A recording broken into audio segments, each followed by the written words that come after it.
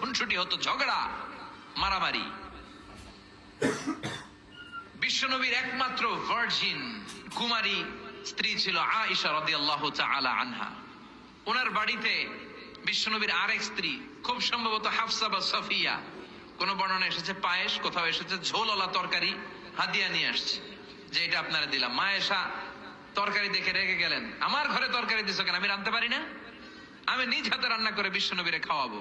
রেগে মেগে তরকারির ঝোল নিয়ে সাফিয়ার বা হাফসার গালের মধ্যে মেখে দিয়েছেন। হাফসা যে বিশ্বনবীর কাছে বলি, ইয়া রাসূলুল্লাহ, কুমারী বউ তো আদর করছেন বেশি, লাই দিয়া কই তুলছেন দেখেন।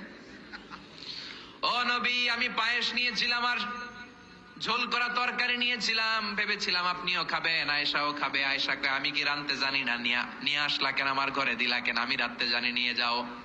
শুধু আমার তরকারিটা প্রত্যাখ্যান করে নাই, তরকারির ঝোল আর পায়েস দিয়ে আমার গালের মধ্যে কসমেটিক্স বানায়া দিছে। এই যে গাল দেখেন, দলিল নিয়ে আসছি, দেখেন কি করছি। বিশ্বনবীর পদ্ধতি ছিল, বিচার কেউ দিলেই he never take any action, he never react anymore। কখনো উনি অ্যাকশনে যেতেন না, উনি দুই পক্ষের কথা শুনতেন। সুবহানাল্লাহ পড়েন। আর আমাদের বিচার করতে গেলে একজনের কথা শুনে আরেকজনরে বাস আছে না নাই? বললেন আয়েশারে ডাকো। আয়েশা, এমন করেছো? করেছি। কেন করেছো?